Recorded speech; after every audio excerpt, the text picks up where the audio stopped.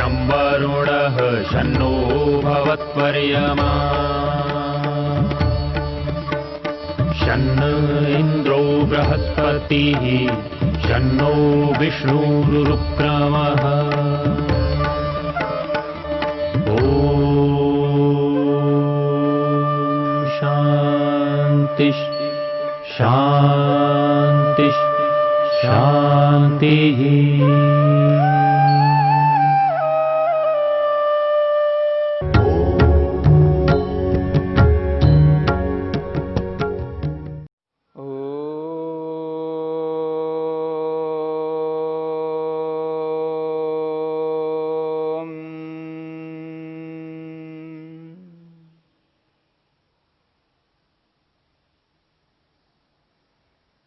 साधन पाद के 15वें सूत्र को लेकर के हम विचार कर रहे हैं।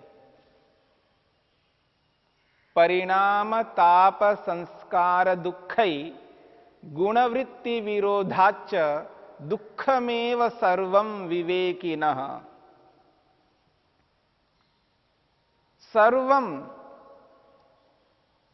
सर्वम शब्द से महर्षि पतंजलि ने सांसारिक समस्त सुखों को ग्रहण किया है। सर्वम सुखम, सांसारिक संपूर्ण सुख, योगिनः, योगी व्यक्ति के लिए, योगी को दुःखमेव, वो दुख के रूप में प्रतीत होता है।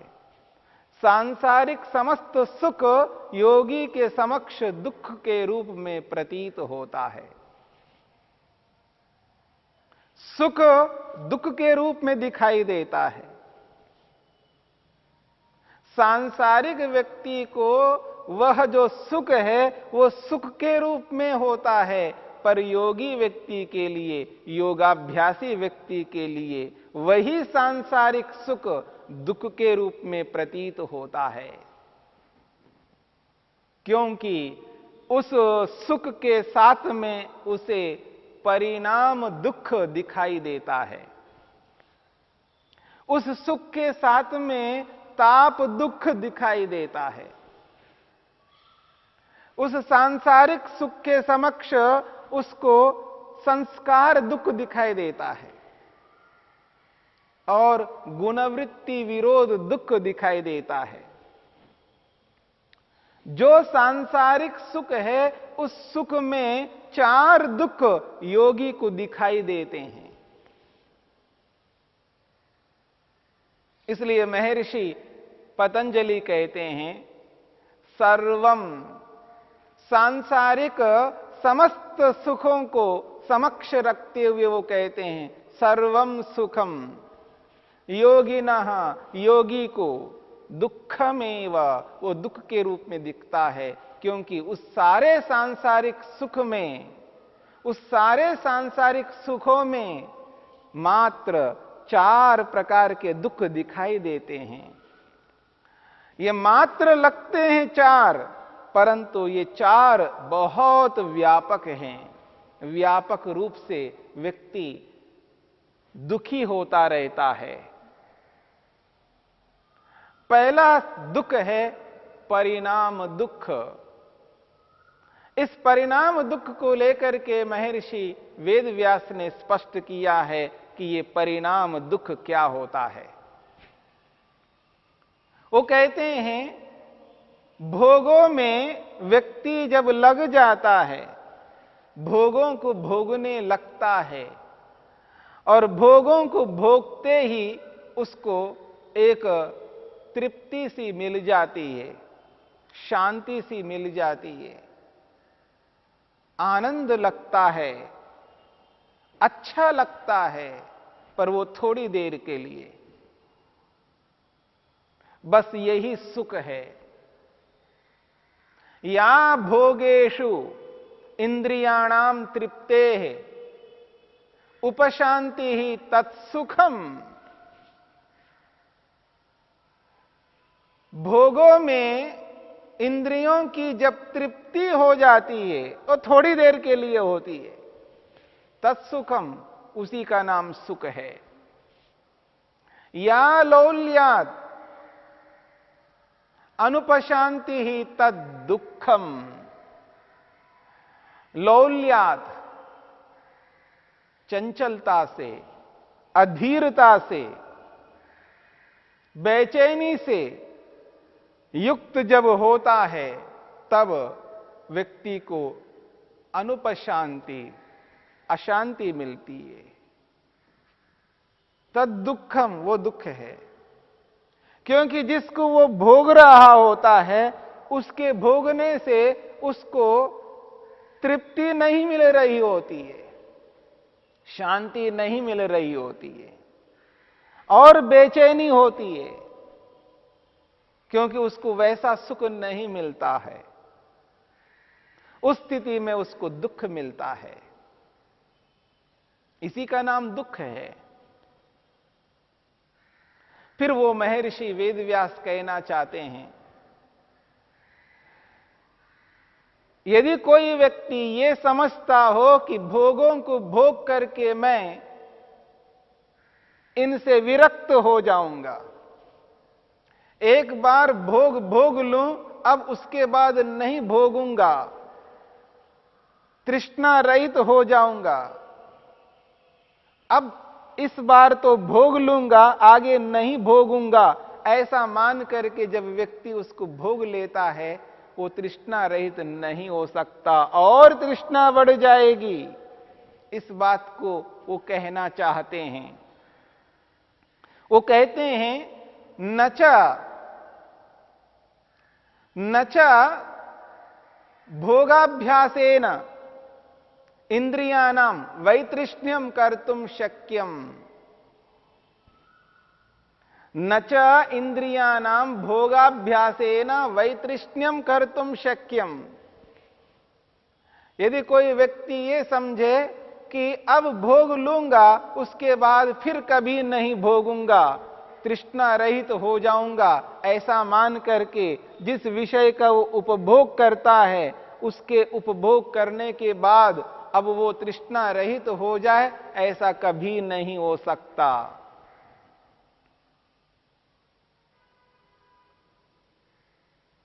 कस्मात, क्यों ऐसा नहीं हो सकता? क्योंकि वो ये चाह करके कर रहा है।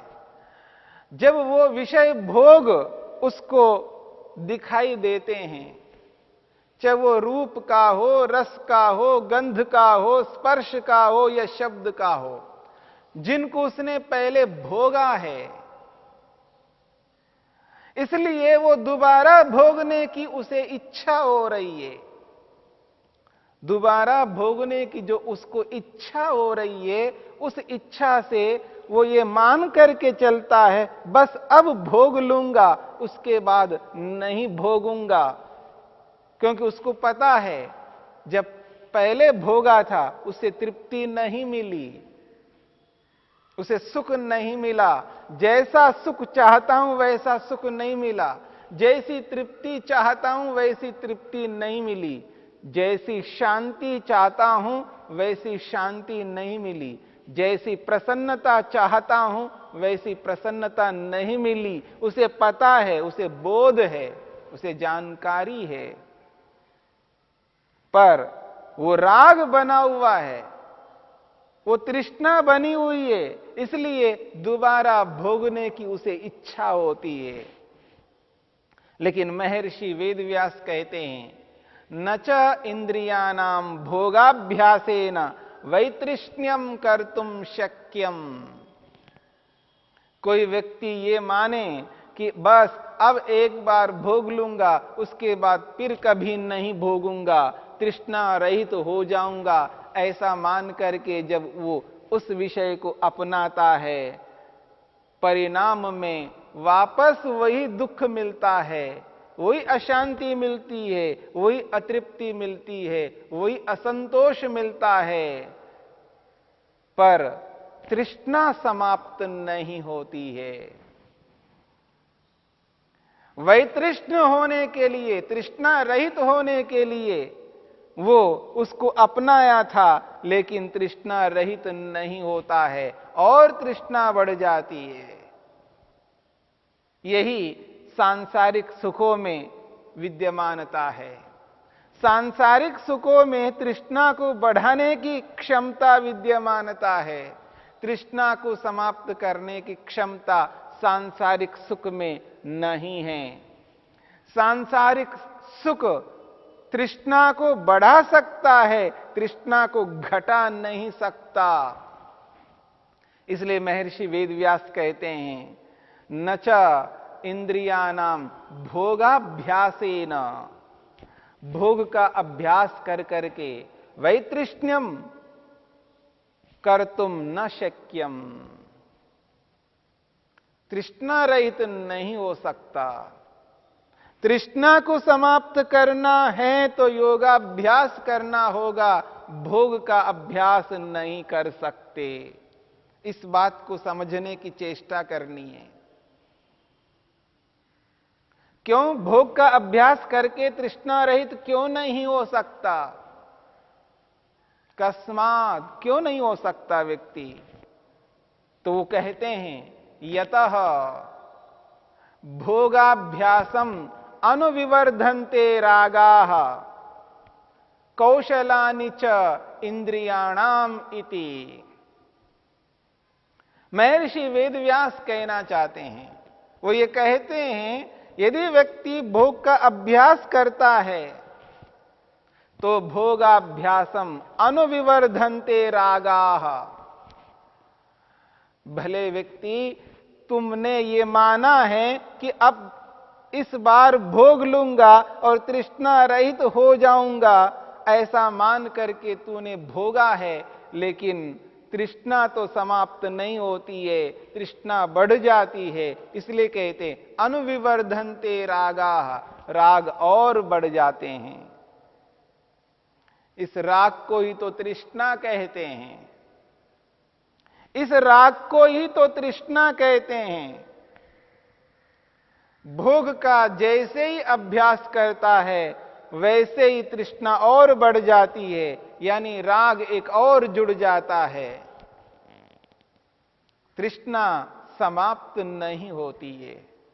यह उपाय नहीं है तृष्णा को समाप्त करने का। भोगों का अभ्यास कभी उपाय नहीं हो सकता तृष्णा को दूर करने के लिए। इस बात को व्यक्ति न समझ करके बार बार भोगों के पीछे दौड़ता है और भोगों को भोग भोग करके तृष्णा को और बढ़ा देता है। और इंद्रिय में एक ऐसी शक्ति उत्पन्न हो जाती है, वो और अधिक सामर्थ्य उसके अंदर आ जाता है। वो थोड़ी मात्रा को भोगने पर वो इंद्रिय तृप्त नहीं होती है, अधिक मात्रा को ग्रहण करने की चेष्टा करती है, अधिक ग्रहण करने का सामर्थ्य उस इंद्रिय में आ जाता है। किस कारण से? उस भोगों को भोगने के कारण से। भोग भोग करके इंद्रिय की उस शक्ति को, उस सामर्थ्य को और बढ़ा देता है ताकि वो और भोग सके। इसलिए कहा जा रहा है कौशलानि च इंद्रियाणाम, इंद्रियों की कुशलता और बढ़ जाती है, लेकिन तृप्ति नहीं मिलती है, संतोष नहीं मिलता। इसी बात को समझने की चेष्टा मनुष्य को करनी है। यह उपाय नहीं है। इसलिए महर्षि वेदव्यास कहना चाहते हैं, तस्माद् अनुपाय सुखस्य भोगाभ्यासः। तस्माद् इसी कारण से, इसीलिए अनुपाय उपाय नहीं है, सुखस्य सुख को पाने के लिए, भोगाभ्यास भोगों का अभ्यास, भोगों का अभ्यास सुख को पाने के लिए उपाय नहीं हो सकता। यह बात व्यक्ति नहीं समझ करके, नहीं जान करके बार बार भोगों में गिर जाता है, बार बार भोगों की ओर प्रवृत्त होता है और तृष्णा को बढ़ा देता है, जिससे राग और बढ़ जाता है। उस राग से प्रेरित होकर के व्यक्ति पुनः उस विषय को, उस भोग को प्राप्त करने की चेष्टा करता है। बस इसी चेष्टा में व्यक्ति लगा रहता है और अधिक दुखी हो जाता है। इसी के लिए महर्षि ने एक विशिष्ट उदाहरण देकर के समझाने का प्रयत्न किया है। वो कहते हैं स खलु अयम वृश्चिक विष भीत इव आशी विषेन दष्ट। महर्षि वेदव्यास कहना चाहते हैं स खलु अयम वृश्चिक विष भीत इव आशी विषेन दृष्ट। बहुत अच्छा उदाहरण देते हैं। वृश्चिक कहते हैं बिच्छू को और आशी कहते हैं सांप को। जब व्यक्ति विषय भोगों को भोग चुका है और उसका परिणाम यह निकल करके आता है कि उसके अंदर जो राग बना हुआ है, उन विषयों के पीछे जो राग बना हुआ है, उन विषयों को भोग भोग करके जो छाप बना रखी है, उस छाप के कारण से, उस संस्कार के कारण से व्यक्ति बार बार उन विषयों की ओर उद्यत होना चाहता है, उन विषयों की ओर अग्रसर होना चाहता है। यही बिच्छुओं का डंक है। मानो एक प्रकार से वो राग उसको सता रहा है और नाना प्रकार के राग मन के अंदर विद्यमान हैं। वो सारे के सारे राग व्यक्ति को सता रहे हैं और वो राग बिच्छुओं के समान हैं। जैसे बिच्छू डंक मारता रहता है, उसी प्रकार से ये राग उसको डंक मारता रहता है। वृश्चिक विष भीत, एक व्यक्ति ऐसे स्थान पर फंस गया जहां निकल नहीं सकता, और वो जगह ऐसा है जहां बिच्छू ही बिच्छू है, और वो बिच्छू डंक मारने के लिए तैयार हैं, डंक मारने के लिए उद्यत है, डंक मारने लगे हैं, और वो भयभीत हो रहा है, दुखी हो रहा है। बिच्छुओं के डंकों को वो सहन नहीं कर पा रहा है और वहां से निकलना चाहता है, वहां से हटना चाहता है, और एक ही रास्ता है, एक ही जगह है जहां से वो निकल सकता है, और वहां काला सांप बैठा हुआ है, तैयार बैठा हुआ है, और वो फन निकाल करके वो काटने के लिए तैयार है, और जैसे उधर जाएगा और वो काला सांप उसको डस लेगा। व्यक्ति बिच्छुओं के डंक से भयभीत होकर के और उस ओर से निकलता है जिस ओर सांप बैठा हुआ है, और वहां जाते ही वो सांप डस लेता है। यही स्थिति मनुष्य की है। जब वो राग सताता है व्यक्ति को, उस राग से परेशान होकर के विषय भोग को अपनाता है, तो जब दोबारा विषय भोग को अपनाता है, मानो वो सांप के समान है, व्यक्ति को डस लेता है और अधिक हानि कर बैठता है, और राग से परेशान होकर के बिच्छू के डंक के समान वो राग उसको सता रहा होता है, और उससे डर करके विषय भोग को अपनाता है, तो मानो वो विषय भोग सांप के समान है। इस स्थिति को, इस विषय को समझने की चेष्टा हमें करनी है।